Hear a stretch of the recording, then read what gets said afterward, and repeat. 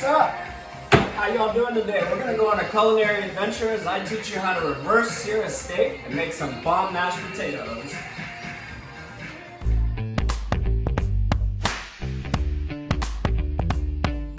Here's what you'll need to reverse sear that steak. Bone-in ribeye. Salt. Can't forget the pepper. And our compound butter for after it's all done. Here's our bone-in ribeye. So what we've done here is age this for about 7 days. The reason that we did that was that we wanted to change the cellular structure of the meat so that we could change the flavor a little bit. This is kind of what they do at steakhouses. This is where they get that super evocative flavor, rich, meaty kind of texture that you're looking for when you're cooking a steak. So if you want to do this at home, the easiest way is to grab yourself a resting rack and a cookie sheet, pop your meat right on top of that, and into the fridge. Now you're going to want to look out for spots of oxidation, which might look like dark, dry spots on the surface of the meat. Now, you're going to use your trusty kitchen knife. If you do see those spots, cut them right off.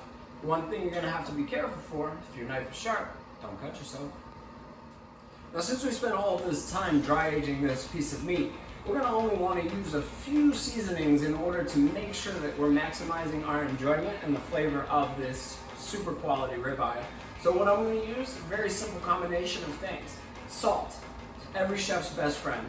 So the way that salt works is that it draws the water out of any particular ingredient that you might be using. So if you've ever used salt in a vegetable, you might notice that there's a bunch of liquid that gets left after in the bowl. That's exactly what salt does to meat as well. So the timing of when you salt a piece of meat is very crucial. We're not going to salt this piece of meat until right before we grill it, because we want all that juiciness and all that flavor to stay right where it is. Salt, our best friend, but only when you know how to use it. I'm going to use a little bit of pepper. This is kind of for nostalgia's sake, but pepper is totally optional. You have to realize that pepper is something that is going to accentuate the flavor of a piece of meat, but if overused, you're going to run into the problem where the spices will take over the flavor of the meat that you've just spent all that time dry aging, and that you just spent a bunch of money on too. So make sure that you're getting your money's worth by not adding too many seasonings or too many flavors without intention to what you're cooking. Here's a little bit of that sim-simma, who want the keys to my bimma for after this thing is done. We're gonna cut a couple pieces of this compound butter and lay that right on top of our sliced steak. Now, this butter is all jacked up with a couple of special ingredients, a little bit of garlic, it's got some seasonings in there like salt as well, some pepper, and then some miso. So this is gonna be a flavor bomb that adds to the texture and the flavor of the meat, but we're not gonna wanna add too much of that. We're gonna wanna add that just kind of like a sizzle.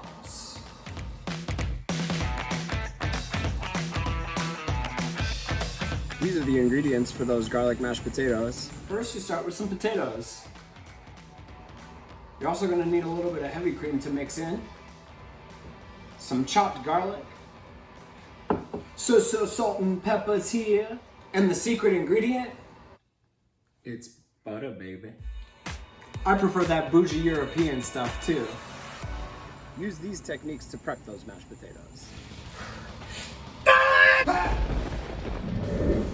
Whether you're using the forbidden chop taught to you at the dojo by your sensei, or you're using just a regular kitchen knife, the choice is up to you. But make sure that your potatoes are cut to about the same size. Make sure you start with cold water. Make sure that water is salted just like the ocean down in Maryland, and then you can make sure that your potatoes have the right flavor before you start mashing them.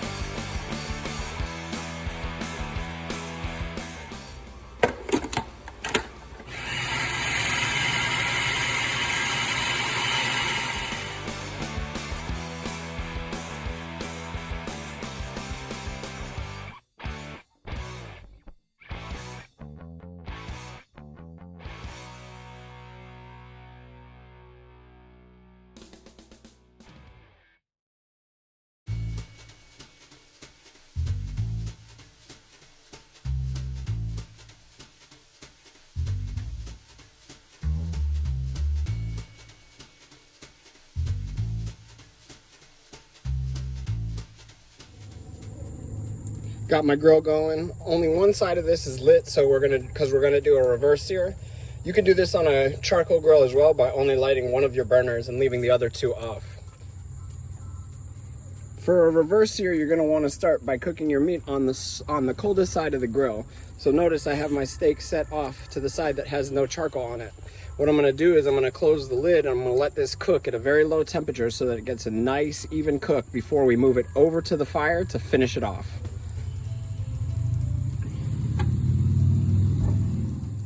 To maximize this technique, you're gonna wanna flip this bad boy early and often.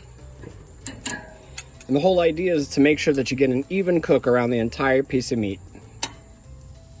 Once you get your meat nice and brown, you're gonna wanna raise your charcoal back up and get it up to temp for searing. We cook this at about 275 initially so that it get that nice even temper without burning any of our meat. Now that the fat is nice and tempered and ready to rock, we're gonna get this up to about 500, 550 and get that final sear. Now that we got that charcoal spitting hot fire, we're ready to rock. I like to start by searing my fat. So what I'm gonna do is I'm gonna try to lay this down in a way without burning my hand so that that fat layer gets that first piece of char. We want it to be nice and caramelized and crispy so that when we eat it, it's as enjoyable as we can possibly make it. Once I get that nice char on the fat, I flip it down and I get my first sear going on side one.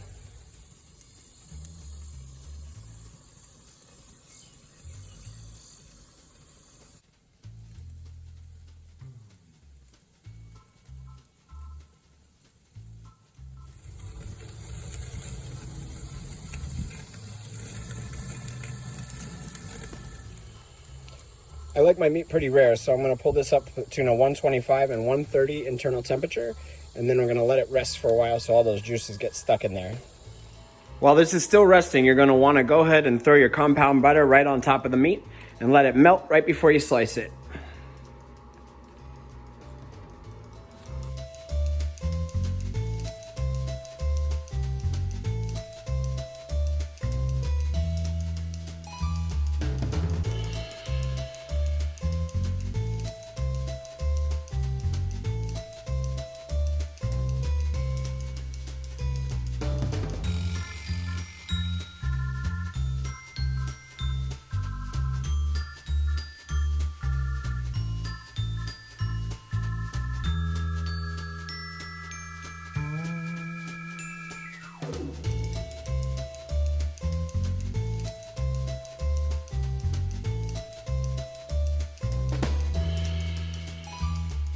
Thanks for watching. Hope this has been fun, informative, and delicious.